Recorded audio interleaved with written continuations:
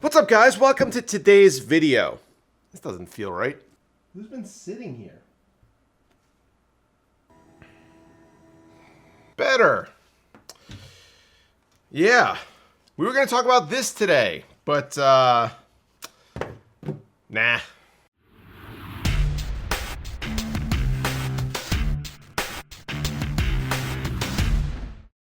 Check out my 3D printing workspace, guys. A hobby that I got into a few months ago now as a substitute for, like, going outside and seeing other humans. As it turns out, it's pretty awesome.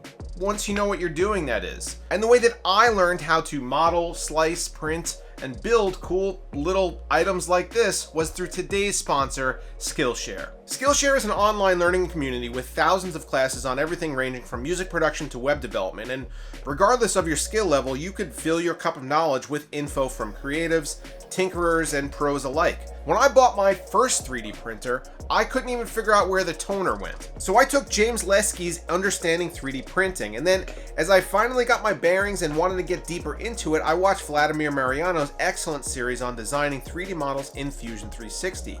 The lessons are usually less than 60 minutes, and they're broken up into easily digestible chapters to make things as convenient as possible. The subscription cost is less than $10 a month on an annual basis, and as an awesome bonus offer, Skillshare is giving the first 1,000 of my subscribers to click on the link in the description a free trial of premium membership so you can explore your creativity.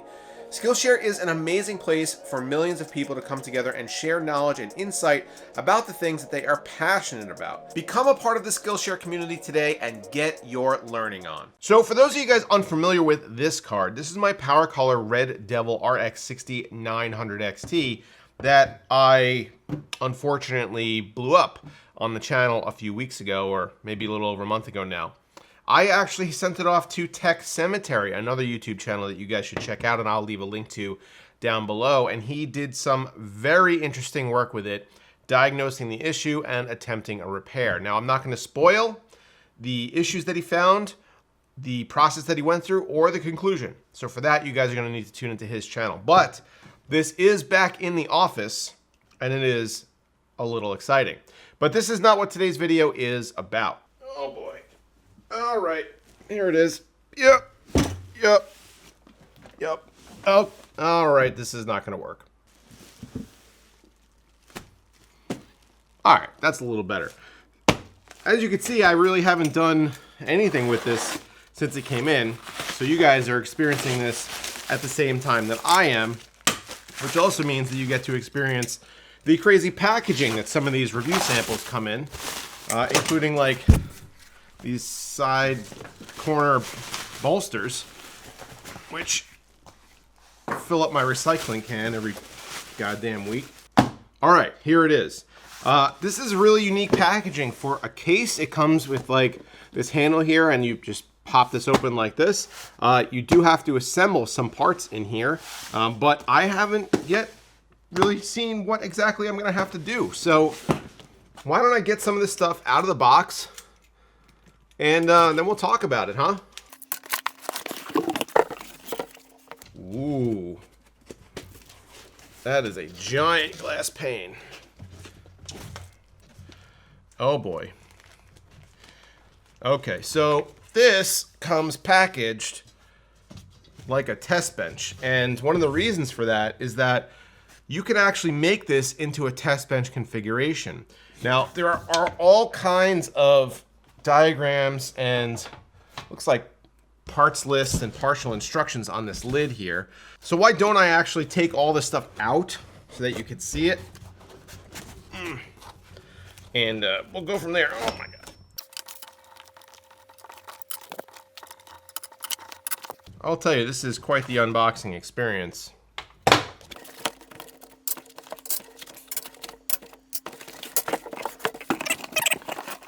It's gonna take as long to assemble this case as it would take for me to normally just build a regular PC.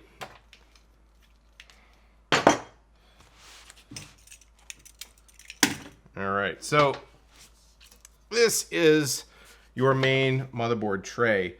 Everything basically builds off of this, and this is something that's pretty similar to what you might see in like a pretty much a wet bench. It's the base where you have access behind the motherboard tray to mount coolers and whatnot, and you have like pass-throughs for cables.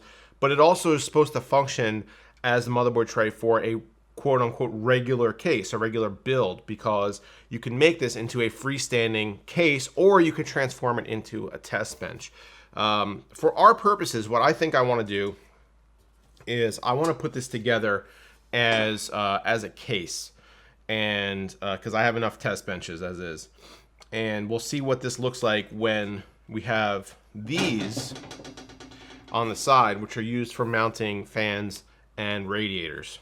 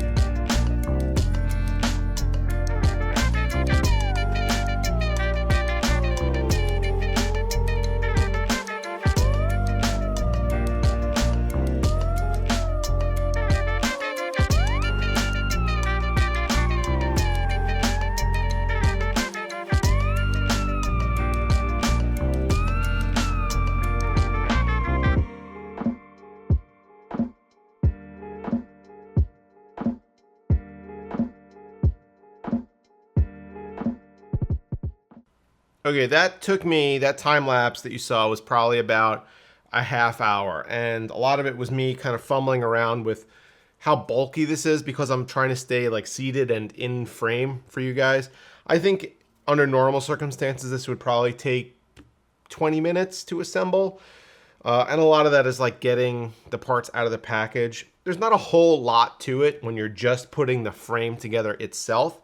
But the directions that you get, which are double-sided and pretty large, they explain how to put this together and then how to install the system. So half of these directions are actually not actually related to building the case itself.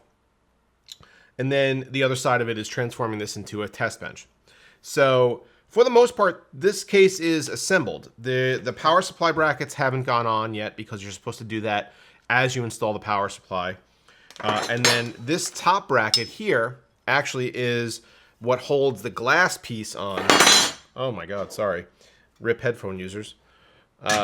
Like this, and the glass sits like this in front of everything, and the glass is down on the floor. Again, it's enormous.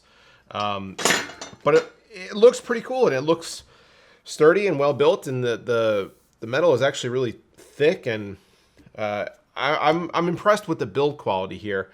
There are a couple things that I wasn't a huge fan of. Number one, some of the fitment is a little off, and you do have to kind of finagle some of the screws to reach the right places. The I/O cover,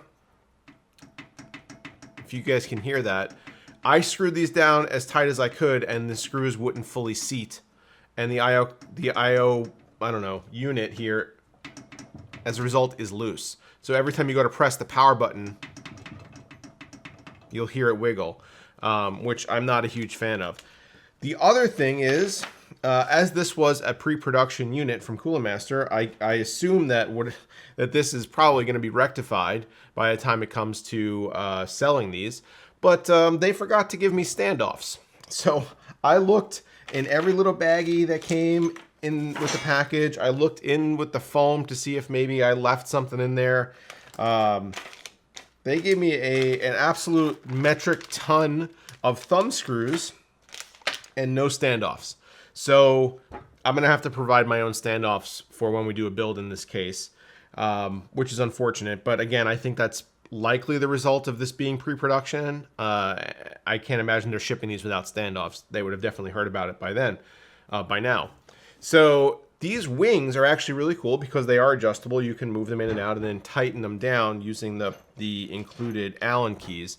Now, one thing that I can say, and something that you guys may have seen during the time lapse, is that I use my own screwdriver. This is the iFixit kit to put this together, as opposed to using the Allen wrenches that they provide, because, and this is a fact, Allen wrenches are awful. And I mean, how are you supposed to work with something that's this small? It's just super uncomfortable. You can't get any leverage with it, and they suck. So if you guys are going to be doing any kind of PC building, I recommend going out and getting yourself a good toolkit. I mean, as I'm sure you guys are aware, iFixit makes some pretty good ones. So I use that instead of the provided Allen keys, but they do give you these, and you can build this with the provided tools. You do need to provide your own Phillips screwdriver, however. One other thing that I wasn't too pleased about was that these thumb screws that they give you are not magnetic. So when you're trying to put them in place and you have a magnetic head screwdriver, they just fall off. So that's something to be aware of when you're building. A little bit of an inconvenience, but overall it didn't take too long and it's not overly complicated. There are just a few nitpicks that I have with the process, but the end result is really an interesting showpiece and a really cool way to display your system. Now, if you guys don't want to miss the build that we're going to be doing with this, make sure to get subscribed at that link down below, and also consider following me on Twitter, where I'll usually post updates and stuff about this process. But I'll be honest with you guys, I haven't really decided what I'm going to do with this, what I'm going to put in here. I do want it to be cool. I'm considering doing like a full custom loop. I mean, as this case probably deserves. So leave me some comments down below as far as what I should build with, what kind of system you guys might want to see, like a super high-end build or just like a mid-range system with some cool water cooling, something that's maybe more accessible. So the Masterframe 700 from Coolmaster, very interesting concept, kind of borrows a lot of ideas from some other cases like the InWin S frame and some other open air enclosures, which is kind of an oxymoron. But it seems to be very well built and well thought out, and we'll see exactly how well thought out when we actually do put a system in here. So what do you guys think of this case? I'd be curious to see if this is something that you'd be interested in purchasing. Let me know down below in the comments. And also, like I said, get subscribed, and we will see you next time.